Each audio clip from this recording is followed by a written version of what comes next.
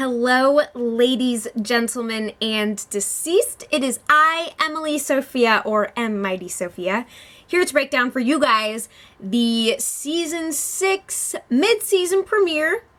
We are on The Walking Dead Season 6, Episode 9, No Way Out. So, spoiler alert before I dive into the mad thick of things, as I shall be doing my best and my utmost to bear all in this review. For those of you who are rejoining me from my reviews in seasons past, I welcome you back with open arms. For those of you who discovered my channel for the very first time, I'm more than happy to have you around. So I'm going to try and keep this review as brisk as possible.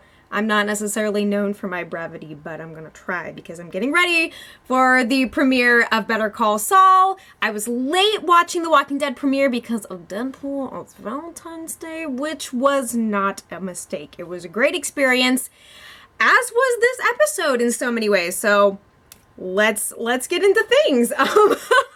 First and foremost, there was quite the body count in this episode, which I pretty much fully expected. Because what we got on the flip side of the break, or the beginning of the break, was we were climbing the ever-escalating mountain of doom and despair and madness with little to no relief on any front. There were so many different storylines going, so much tension was being built up and climaxes built towards, but we didn't really get the fulfillment of a lot of those big, huge moments in the mid-season finale. So we got a lot of catharsis on the other side, I felt like. There were a lot of moments that I thought might have played out more emotionally for me and then ended up feeling a bit more laughable. Like, a lot of the major character deaths or minor, I mean, there were some B-lister deaths, of course, with Jesse and company. Like, that whole slow-motion death montage through Rick's eyes, I thought was gonna hit me like a freight train, but I was just kind of stunned into silence. I couldn't really react.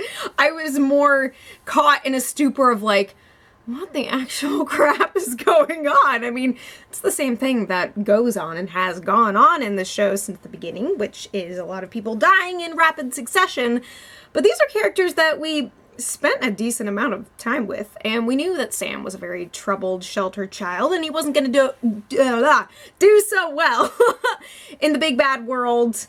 The daisy chain trying to make their way to the vehicles covered in walker guts, it was a little bit of sensory overload for him. And then cue the death and despair and the potential permanent brain damage inflicted upon Carl. I definitely had some season 2 flashbacks to, you know, Rick and booking it across the field to Herschel's farm and all that business. So that's kind of a weird season to get some deja vu back towards, but very curious to know the fate of Carl and how exactly he's going to be able to make a comeback from this pretty devastating blow. But there are shows like Hannibal where bullets have passed through the skull or through the head region and survival is worked out. So that was a weird way to word that sentence, but anyway. So that whole moment for me, I was just kind of like, oh, and almost kind of relieved to see the young family go, just because children in this show more often than not are not the best source of drama and intrigue. I mean, the type of drama that's not exactly fun to have around. So I guess I was pretty much relieved at everybody who was disposed of in this episode. I think that they really trimmed the fat in quite a few ways. They brought some heavy action. I think it was hysterical too, the fact that Rick's immediate response to what happened to Carl was, you know, take him to Dr. Denise and then go and freaking kill every last walker. And what do you know? Everybody rallies around the crazy, grieving father, and it turns out pretty dang well. So, you know, once again, Rick makes a plan, he makes another plan, and things just ebb and flow. But in terms of other action, We got to see our first glimpse of Negan's crew and his band of merry men, who get disposed of rather quickly by Daryl and his RPG launcher and big fabulous explosion. So there was a lot of interesting death stuff that happened in this episode for sure. And it was riotously entertaining for me, seriously. I think that there were some weaknesses in terms of the execution, and really I think that's more an inherent flaw in the mid-season split. I have always been an advocate of like 10 to 12 episode seasons where everything is kept cohesive week after week after week. We get the episodes, we get the story, close the books, and prepare for the next chapter.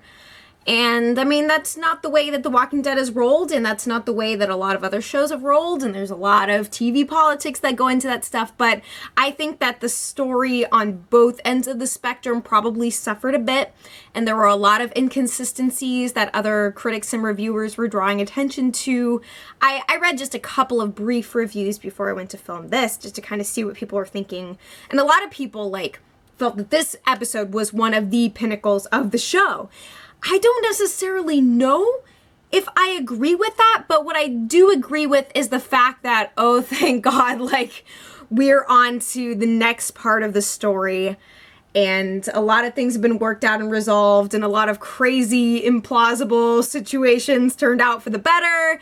You know, we see Glenn and Maggie have a reunion after they did another Glenn death fake out, or came very close to it before Abraham and Sasha and Daryl and everybody showed back up. But yeah, there were so many different stories that were running throughout this episode, seeing Denise and the wolf, and, you know, we had kind of like a Grinch moment where his heart began to grow and then he died, and I mean, things just happened fast. And I think that swiftness works well for The Walking Dead generally, because it seems like when they have too much time on their hands, there's a lot of just unnecessary lulls and conversations that are kind of cyclical and don't really go anywhere. I don't know how I necessarily felt about the conversation between Enid and Glenn in the church, although I did like what he said about how as long as you're here, they will always be here. They being the ones lost, the ones left behind. And he's trying to impart a sense of care in Enid, who is trying to leave everyone that she's ever loved and cared about behind. And I guess it's just tough because we've been with the core group of survivors for so long that it's like, come on, if you're not with the program, then chances are you're not going to be able to pick up on the syllabus this time around. Sorry. But, you know, the core characters that we've been with the longest, they continue to exude hope for the future. Even Rick does, and is emphatic about the idea that he could create a world for Carl here in Alexandria. It's like the next day, bodies strewn everywhere. But he saw the way that the Alexandrians, what few of them survived, actually stood up and beat down the zombies alongside him. And I mean, it was pretty cool.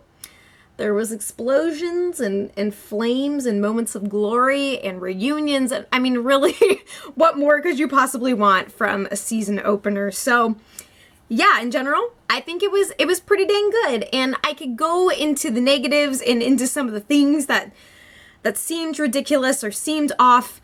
Again, I think that I struggle sometimes with desensitivity towards character injuries and deaths, and I'm just so jaded after what happened to Glenn last season that is like, I don't know what to believe anymore. I don't know what to think.